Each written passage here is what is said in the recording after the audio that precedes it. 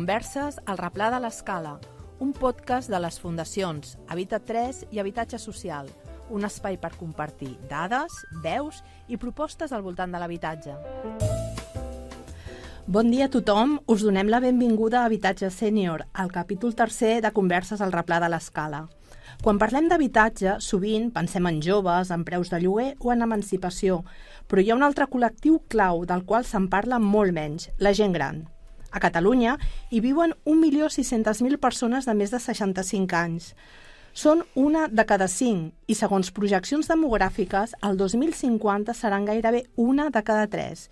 I això no és només una dada demogràfica. És un canvi estructural que afectarà 3 pilars de la nostra societat: les cures, la protecció social i l'habitatge. Vivim més anys que mai, l'esperança de vida supera els 84 anys, però hi ha un matís clau, només 62 d'aquests anys es viuen sense limitacions importants. És a dir, la longevitat no garanteix qualitat de vida, i l'habitatge és una peça central d'aquesta equació. El 96,6% de les persones grans viuen a casa seva i la majoria ho volen així. Casa seva és el seu lloc de pertinença, la seva història, la seva família i el seu barri. Però aquesta realitat té fissures. Un 20,3% de les llars encapçalades per persones majors de 65 anys estan en risc de pobresa. Entre les persones grans que viuen de lloguer, aquest risc puja fins al 28,3%.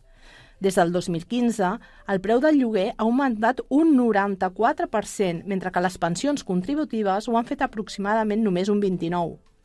Les conseqüències són molt concretes. Entre un 9 i un 20% d'aquestes llars tenen retards en el pagament de subministraments, dificultats per pagar les despeses de l'habitatge i no poden mantenir la casa a una temperatura adequada. I encara hi ha altres obstacles invisibles. Un 13,6% dels edificis on viuen persones grans no tenen ascensor. Hi ha més de 342.000 persones a Espanya que tenen limitacions per sortir de casa seva a causa de barreres arquitectòniques. Aquestes dades també serveixen per combatre un relat que cada vegada sentim més sovint: la idea que tota la gent gran viu còmodament gràcies a una pensió i a un pis en propietat. La realitat és molt més complicada. A Espanya hi ha gairebé 10 milions de persones de més de 65 anys que podem dividir en 3 grups. Aproximadament 6 milions formen part d'una classe mitjana jubilada, amb pensió contributiva i sovint amb un habitatge de propietat. Entre 2 milions i 2.400.000 persones tenen ingressos baixos i un habitatge, i entre 1 milió i 1.700.000 persones es troben en risc d'exclusió residencial. Si tornem al tema de l'entorn, veiem que per a moltes persones grans casa seva no és només un pis, és el barri, els veïns, el forn de cada matí, la farmàcia de confiança, la plaça on saludar-se. Quan aquests entorns desapareixen per processos de gentrificació, expulsió residencial o transformació urbana accelerada, el que es perd és molt més que l'habitatge. Es perd la xarxa comunitària. I quan es perd aquesta xarxa, apareixen riscos molt concrets, com l'aïllament, la soledat no desitjada o la pèrdua d'autonomia. Per això, cada vegada hi ha més consens en que l'entorn és determinant per a un envelliment actiu, digne i autònom. Concretant, la gent gran no és un col·lectiu homogeni i precisament aquesta diversitat és la que volem explorar avui. En aquest episodi parlarem de 3 maneres de viure la bellesa i l'habitatge, 3 maneres que donen resposta a situacions i a realitats diferents. Ens acompanyen la Leonor Cellers, cooperativista de Can 70, una cooperativa d'habitatge sènior impulsada per Sostre Cívic, i la Marisa Espada, que és llogatera en un habitatge de l'habitatge Llars Horitzó de la Fundació Llars Compartides, que va ser la guanyadora del primer premi de la Fundació Habitatge Social. També ens havia d'acompanyar la directora de l'edifici Adela Barquín, un projecte de la Fundació FIPS, però malauradament no ha estat possible. Tot i això, ens han enviat un àudio per explicar el projecte que podrem escoltar d'aquí una estona. Avui, doncs, parlarem de necessitats, models i solucions en habitatge sènior. Comencem. Bon dia, Marisa, benvinguda i gràcies. Hola, buenos días, muchas gracias. Abans de començar a preguntar-te per la teva experiència a Llars Compartides, deixa'm que primer escoltem el vídeo de l'Alícia Vallès, l'àudio de l'Alícia Vallès, que és la directora de la Fundació, i que ens ha explicat una mica breument què és Llars Compartides. Llars Compartides es constitueix l'any 2003 de la mà del senyor Agustín Gómez Passolas, que es va donar compte dels problemes que tenia la gent gran jubilada per accedir a un habitatge. 23 anys més tard, la situació continua sent la mateixa i inclús ha empitjorat. Nosaltres el que fem és un model de cohabitatge sènior en el que oferim pisos a persones grans amb pensions entre 500 i 600 euros per poder compartir entre ells i oferir-los un habitatge digne. Gestionem 14 llars, 9 a Barcelona i 5 a Badalona i atenem a 56 persones. Els residents per si mateixos no poden accedir a un pis de lloguer perquè les seves pensions són insuficients i perquè per la seva edat serà molt complicat que els hi poguessin llogar un pis, però sí que entre 4 residents que conviuen en una llar poden aportar cada un d'ells una quota per assumir la totalitat de la despesa de lloguer mensual. Aquesta aportació fa que el projecte també sigui completament sostenible i que empoderi a les persones i alhora els faci sentir partíceps i ho considerin a la fi en la seva pròpia llar. La finalitat del projecte no és tan sols millorar la situació econòmica de les persones grans, sinó que la llar compartida ofereix una opció de vida per les persones que hi conviuen i el conjunt de tots els residents que formen part del projecte puguin establir vincles de relació i confiança entre ells.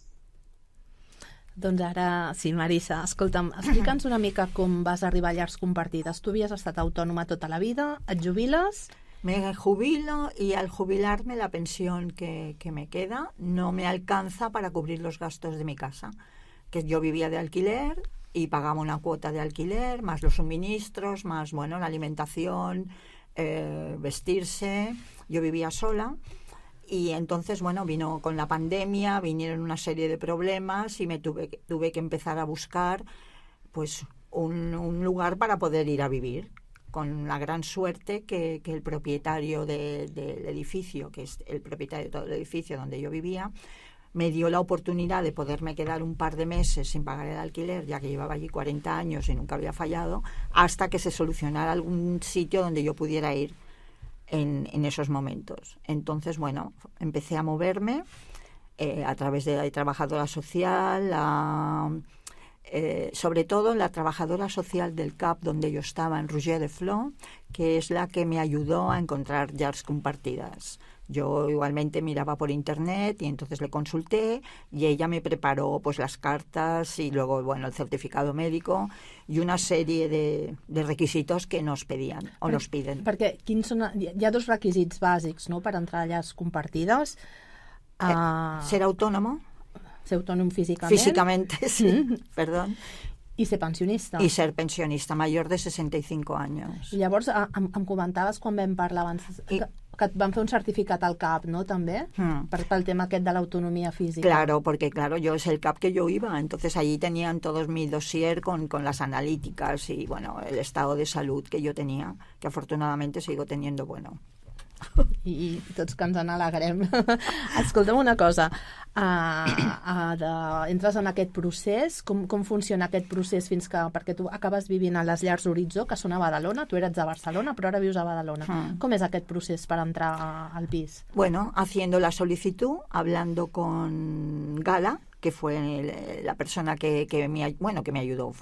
Yo llamé por teléfono, le expliqué mi situación, ella me dio todos los requisitos por correo electrónico, me lo envió, me dijo que los requisitos eran esos, que necesitaban una documentación, que cuando yo presentara esa documentación, entonces me harían unas entrevistas para ver exactamente, pues supongo que deben tener un perfil para ver si yo daba el perfil. Y es lo que hice. I ara vius a llars Horitzó, a Barcelona, a Badalona. A Badalona.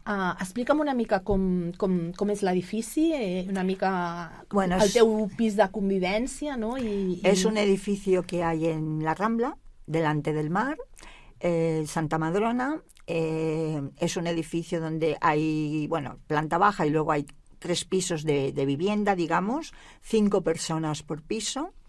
Cada uno de nosotros tiene su habitación individual con su cuarto de baño y luego la zona comunitaria de comedor y cocina. Pero cada piso independiente. Cada uno tiene su cocina y su comedor, los 3 pisos. Y luego arriba tenemos en el 4º piso unas terrazas donde en una de ellas, pues digamos que tenemos el tendedero y la zona de, como un cuarto de zona de lavadora. Y en la otra hay una terraza enorme con unas plantas y, bueno, una zona comunitaria delante del mar grande, donde, bueno, si queremos reunirnos allí para tomar algo o para hablar, pues... O prendre el sol quan ve o el bon tomar temps, el sol. no? Haurem d'anar preparant per demanar plaça quan arribi el moment. Com us organitzeu en el pis? Sou 5 persones? Suposo que hi ha uns espais comuns que s'ha de fer un manteniment i, a més, òbviament, hi ha coses de convivència que heu de Pulir. pactar i treballar, no? Perquè no us coneixíeu abans d'anar a viure junts. No nos conocíamos. Yo puedo hablar de mi plan. En general, las 3 plantas son independientes. Cada una se autogestiona. La primera se autogestiona, los que conviven en la primera. Yo vivo en la segunda, nos autogestionamos, y los de la planta de arriba, la tercera, igual. Todos vamos a ver, las 3 plantas no hay problema, que puede haber un problema a lo mejor por tema de limpieza, que uno limpia más, uno limpia menos, pero bueno, como pasa en las familias, ¿no? Sin ningún tipo de problema.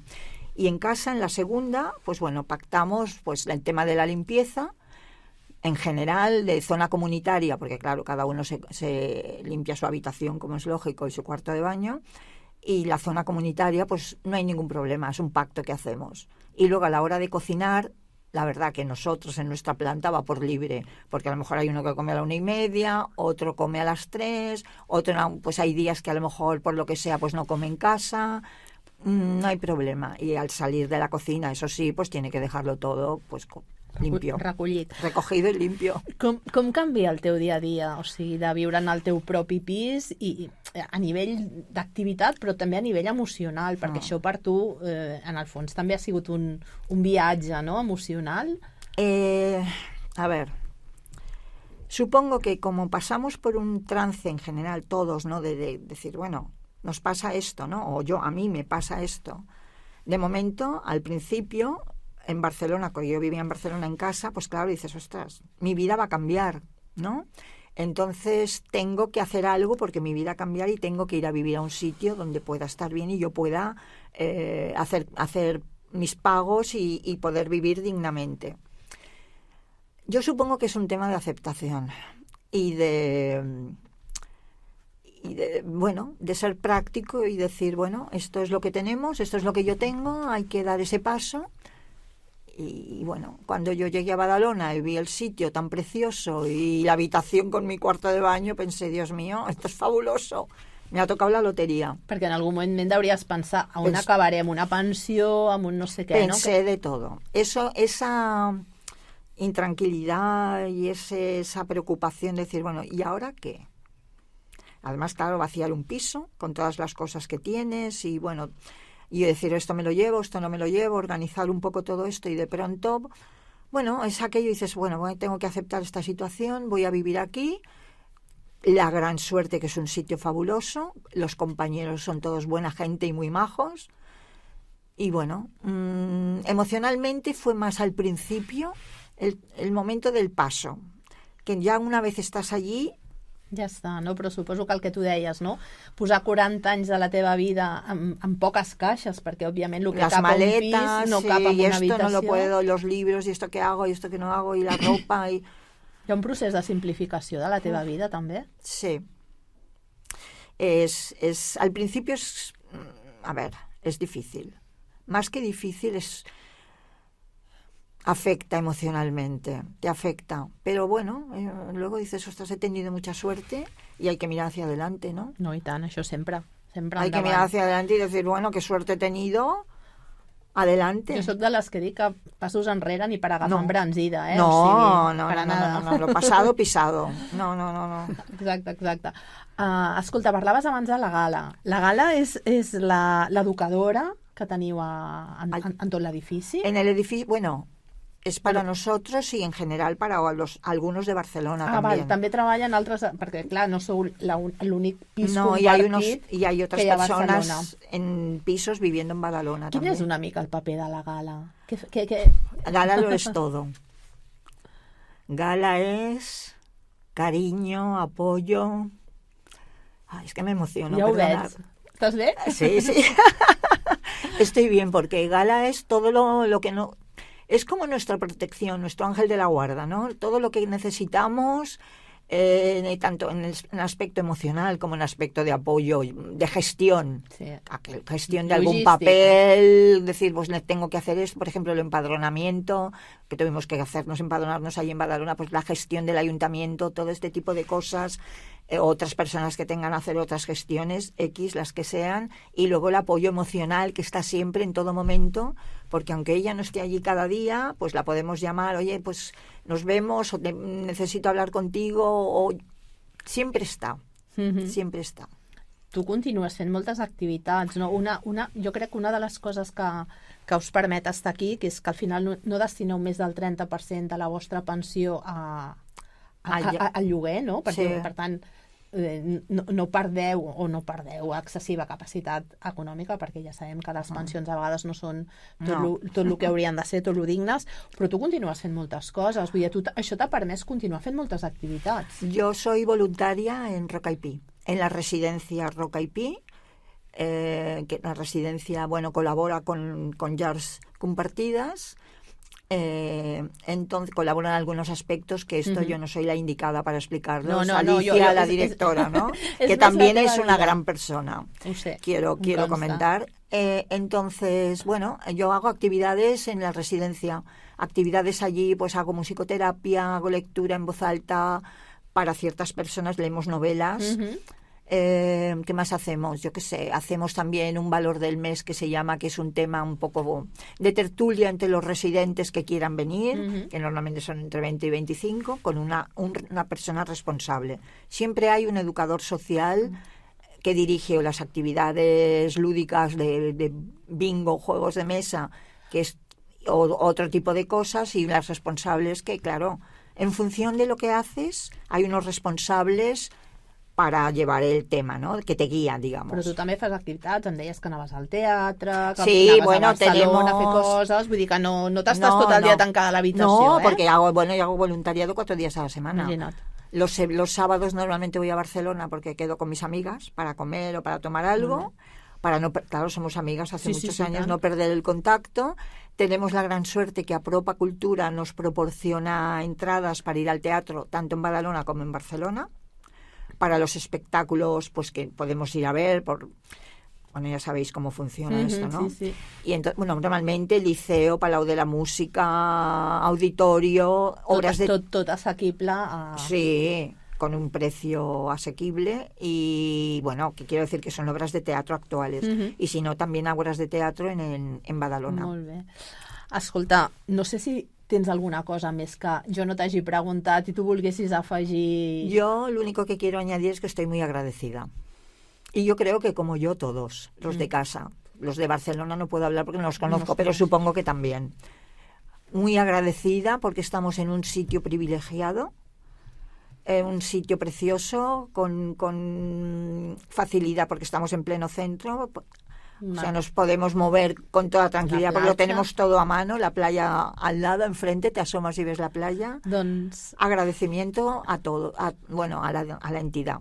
Doncs Marisa, gràcies per explicar-nos les teves vivències i experiències, que sí que és veritat que és única, perquè és la teva, però segurament pot ser molt similar o compartida amb altres persones. Gràcies per haver vingut. Muchas gracias a vosotros. Gracias. Abans de continuar amb la segona convidada, amb la Leonor, si em permeteu, escoltarem a la Mercè Giner. La Mercè Giner és la directora de programes de la Fundació FIPS, fundació que gestiona l'edifici Adela Barquín. L'Adela Barquín és un model d'habitatge per gent gran que és una mica diferent tant a llars compartides, a l'edifici de Llars Horitzó, com al tema de les cooperatives que parlarem ara amb la Leonor. O sigui que, si us sembla, escoltem aquest àudio.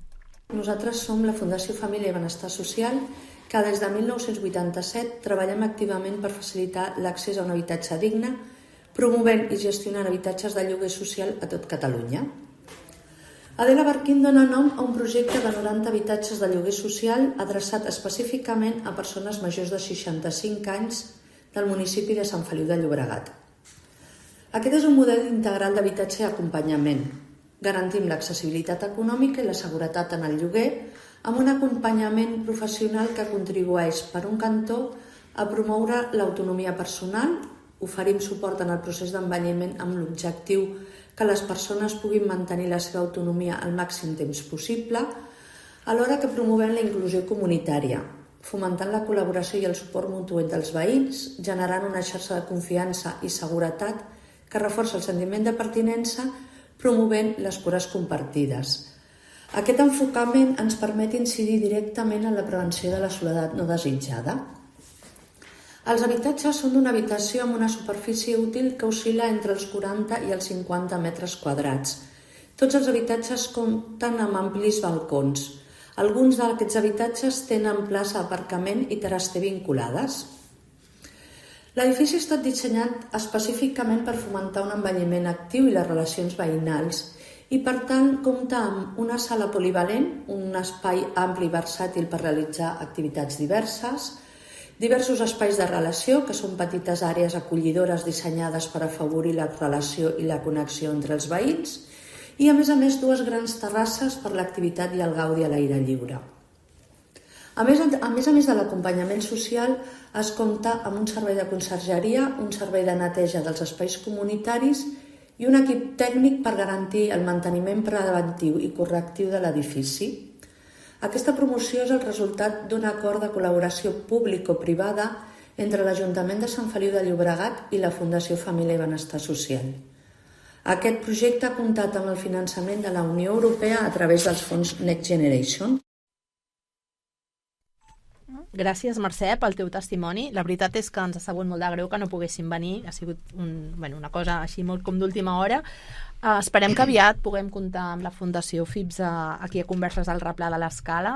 Igual podem aprofundir una miqueta més amb aquest model, que més jo vaig anar a visitar, com he anat a visitar-vos a vosaltres també a Badalona, i que a més és meravellós i és impressionant la xarxa i els vincles que fan els habitants d'aquests 90 pisos, perquè allò sembla una gran família. O sigui, a l'entrada, quan entres, hi ha com uns sofàs i un espai d'acollida que allò semblava una festa i tothom passava i tothom s'explicava, era superxulo i entenc que s'hi està molt bé, també haurem d'anar demanant.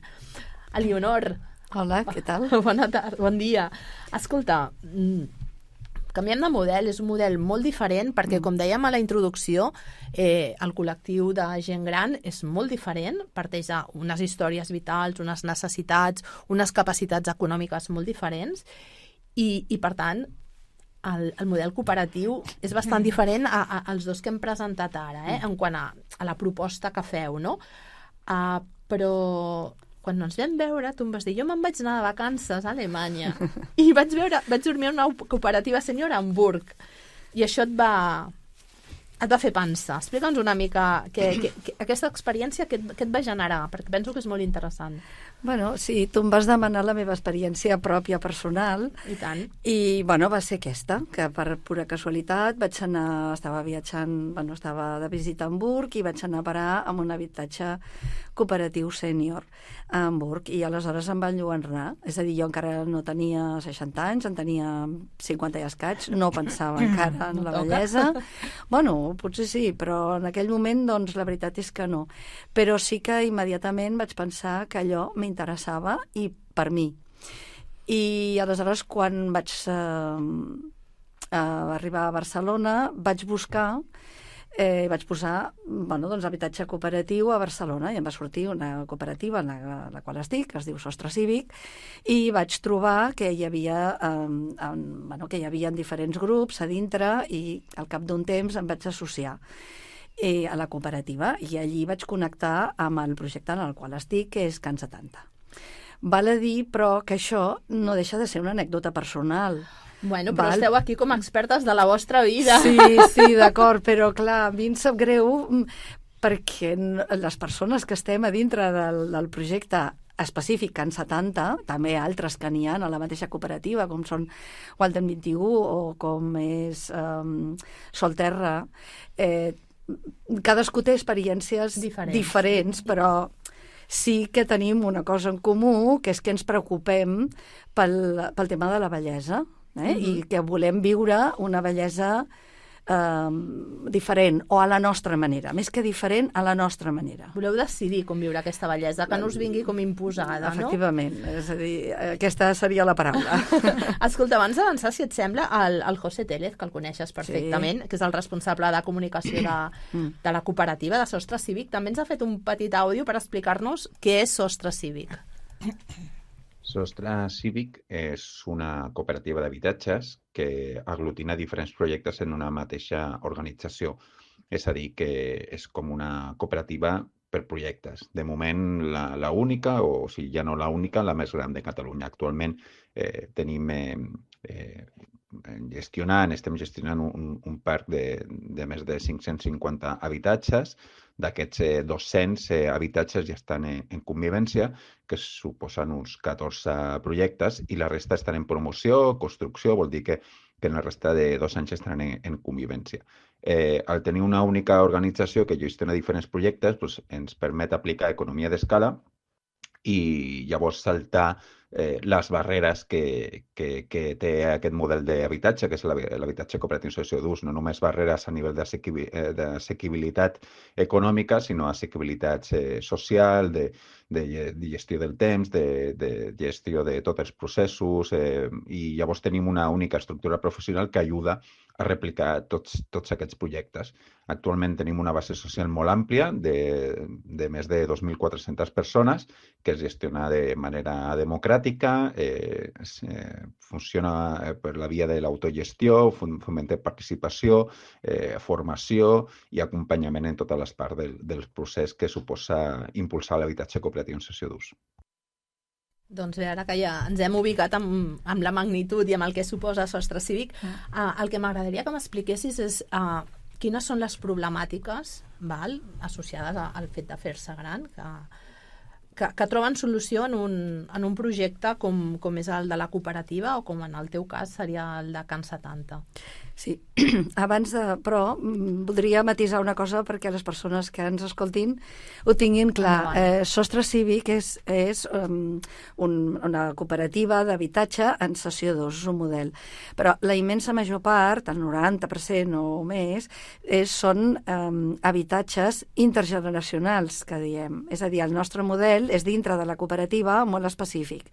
I ara mateix, en procés, en som 3, que són els que esmentat abans.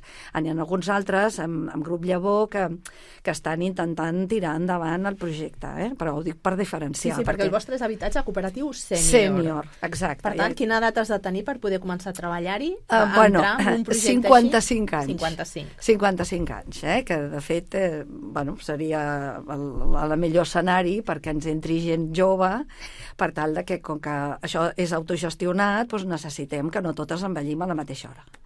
Vale. Llavors, tu em preguntaves que quines avantatges, no? Sí, o quines problemàtiques resoleu a través d'aquest model. Sí. Bueno, en primer, el que ja hem dit abans. És a dir, nosaltres decidim què volem, com volem ser cuidades, com volem que sigui la nostra vida en la bellesa. És a dir, volem gestionar la nostra pròpia bellesa. Aleshores, el primer, que és més obvi i que s'han esmentat en els altres 2 projectes anteriors, és el tema de la soledat. És a dir, sabem que les relacions socials són importantíssimes per tenir una vida bona. I aleshores, justament, la fragilitat progressiva que apareix en la bellesa, és a dir, evidentment, som totes, com ha dit abans la Marissa, som persones autònomes, però sabem que la bellesa comporta fragilitat i dificultats. I el primer que fas és retreure tu cap a casa, és a dir, deixes de tenir aquestes relacions socials. I això és el primer i el més obvi, que és que el viure en comunitat, amb respecte a la privacitat, que això és molt, molt important, subratllar, i la Marissa també ho ha esmentat. Opino lo mismo. Ho ha esmentat abans, i també és molt important.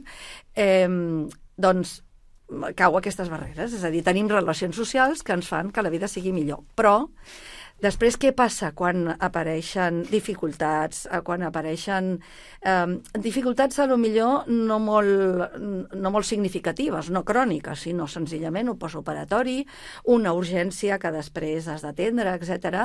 Tu, quan tornes a casa, tu tornes amb una comunitat compromesa a compartir i amb el suport mutu.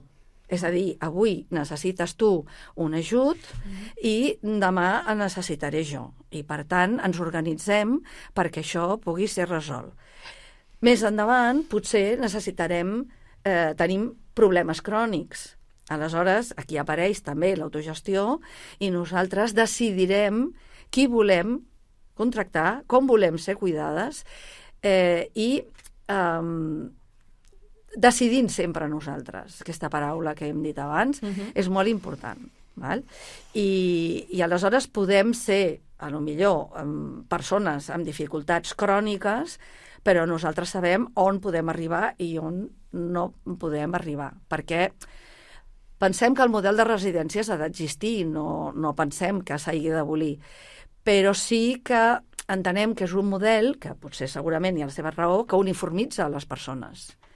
I nosaltres som persones independents, amb vides diferents i amb desitjos diferents. Correcte. Escolta'm, per entrar a Can 70, perquè em sembla que almenys el dia que vam parlar encara teníeu algunes places, o sigui, encara us hi cap gent. Sí, no en tenim moltes, però encara hi ha... queda alguna. Sí. Vull dir que qui vulgui ja ho sap, però com s'hi entra i com us organitzeu? Perquè teniu diferents comissions de treball. Encara no heu començat a edificar? Sí, ja heu començat? Sí, estem edificant ja des del setembre, estem edificant i, bueno, de moment està en procés, en marxa. A veure, pel que fa als requisits, val? Sí, pel que fa als requisits, primer cal esmentar que el nostre solar és públic. És a dir, l'Ajuntament de Barcelona ha cedit a la cooperativa el solar per 99 anys.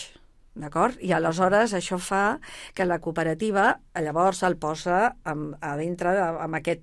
O sigui, el cedeix dintre d'aquest projecte, dintre de Sostre Cívic, que és Can 70. Això, el fet que el solar sigui públic, fa que ens condicioni alguns requisits. Per exemple, pel que fa a l'edat, això és, comencem als 55 i aleshores, fins ara no arribem més enllà dels 65 anys perquè les persones que fa temps que ja formem part d'aquest projecte ja som més grans d'aquesta edat. Per tant, com he dit abans, el que no podem fer és envellir totes alhora pel tema de l'autogestió, suport mutu, etc. Després, el tema dels ingressos. És a dir, en aquest nostre cas no podem tenir ingressos molt baixos perquè, clar, haurem de pagar és a dir, a la quota, però després, quan arribin els serveis, hem de ser capaços de fer front als serveis que necessitem per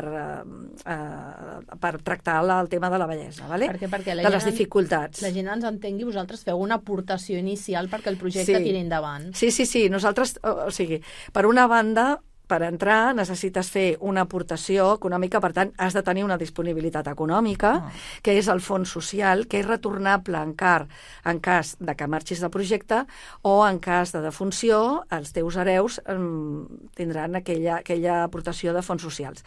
Però quan anem a viure hem de pagar una quota, perquè, clar, per construir l'edifici, que això sí que ho fa la cooperativa, s'ha de demanar un préstec, perquè valen molts diners.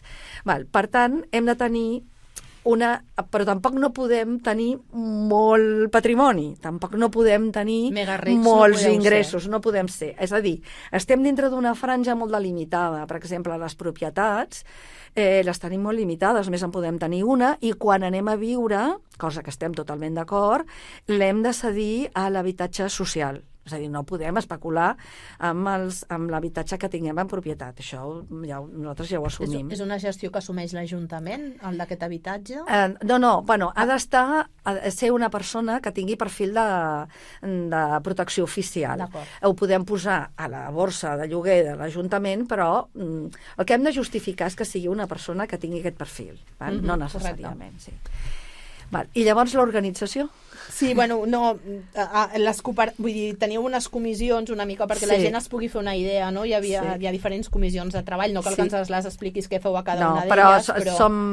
Són 6 comissions, val? Que són des de l'organització interna, des de l'externa, que és explicar el nostre model, per exemple, el que estic fent jo, o, per exemple, organitzar la construcció. Nosaltres estem construint un edifici, però estem construint una comunitat, també.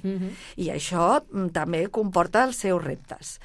I també tenim una comissió de cures que està reflexionant i pensant i assabentant i aplegant tot el coneixement possible entorn a les cures, perquè per nosaltres la idea és un projecte fins que tractem la dependència, també. És a dir, que és un projecte que inclou la dependència. Potser això sí que ens diferencia dels altres projectes esmentats anteriorment. Vosaltres heu decidit, l'espai, el solar és de l'Ajuntament, però vosaltres heu decidit com serà aquest edifici, que ha de complir unes condicions marcades per l'Ajuntament. Mare meva. Però a més ha d'estar obert al barri, per tant hi ha uns espais que estan oberts, no és una cosa tancada a la resta de la gent, sinó que és oberta al barri i vol generar convivència i activitats. Nosaltres ja d'entrada això ja ho pensava, però com que a més tenim que el solar està cedit per l'Ajuntament, diguem-ne que el conveni i l'annex en el que participem nosaltres ens obliga, però és una obligació que nosaltres compartim totalment. I llavors tenim un espai, hi ha 2 edificis amb els espais privats, i els espais privats és doncs, petits apartaments amb les teves, per al teu propi espai i un servei, un bany. Però després en el semisoterrani tenim uns espais compartits que són entorn de 800 metres, dels quals uns 260 estan oberts al barri, és a dir, que les nostres activitats seran acordades amb el districte del barri, que és el barri de Sarrià, i aleshores aquelles activitats estaran obertes al barri. De fet, nosaltres, independentment, i permetem que digui això, que a part de que ens obligui o no, nosaltres ja estem, avui, actualitat, encara que nosaltres no hi estem vivint, estem connectades amb la xarxa associativa del barri. Formem part, per exemple, de la Drecera, que és una comunitat de diferents entitats, de l'Associació de Veïns, que hi ha el CAP, que hi ha el Centre Teatre de Sarrià, que hi ha la Casa Orlandai, és a dir, jo què sé, els horts urbans, etc. No? I estem formant part activament. I la taula de salut comunitària, que me la descuidava, que és molt important, del barri. Sí, que és un projecte terriblement en xarxa, tant a dins com a fora.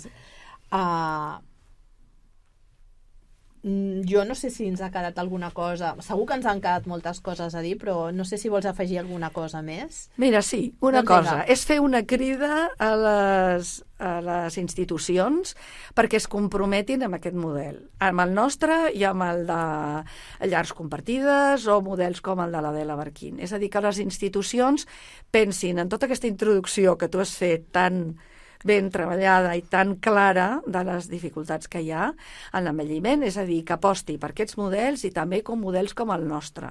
Cal una implicació, perquè nosaltres, ja parlo de Can 70 i de Sostre Cívic, fem un retorn social. És a dir, nosaltres no només assumim això, sinó ella, per exemple, ha explicat el seu voluntariat. Nosaltres, amb aquestes activitats que farem obertes al barri, és a dir, hi ha un retorn social. Per tant, que pensin en clau autogestionat i de suport mutu, que és molt important de cara a la vellesa. Doncs moltes gràcies, Elionor, per haver vingut. Mireu, sabeu què passa? Que a Espanya hi ha ara, en aquests moments, 49 milions i mig d'habitants, i a banda de força major, tots acabarem sent gent gran, no? I pensionistes, esperem, creuem els dits que pensionistes també, val? És una visió que penso que no es pot perdre de vista, doncs el camí que fem com a societat ens ha de dur cap a una vida digna, activa i feliç en aquesta darrera etapa de la vida, que a més ens esteu mostrant que és molt possible, no? No totes les persones envellim i envellirem igual, influeix la situació econòmica, l'habitatge, la salut, el gènere, important també tenir-ho en compte, i l'entorn en què vivim. No és el mateix viure a Barcelona que viure en un poble de l'Empordà o del Pallars. Comprendre aquesta diversitat és clau per dissenyar polítiques eficaces i justes, que és el que ens demanaves tu fa un moment, no? Que assegurin suports suficients i que permetin a cada persona decidir com i on vol viure. Doncs bé, fins aquí aquest tercer capítol de Converses al Replà de l'Escala, un espai de reflexió serena que avui hem compartit amb la Leonor, amb la Marissa. Gràcies també a la Fundació Família i Benestar Social, a Llars Compartides i a Sostre Cívic per tot el suport per tirar endavant aquesta trobada. Us esperem en el proper capítol. Continuarem parlant d'habitatge, de polítiques d'habitatge, de bones pràctiques i posant sempre les persones al centre. Fins aviat. Gràcies. Has escoltat Converses al Replà de l'Escala, el podcast de les fundacions Habitatge Social i Habitat 3, dirigit i produït per Laura Pujol, Núria Carcolé i Natàlia Martínez, i amb el suport de Ràdio Fabra.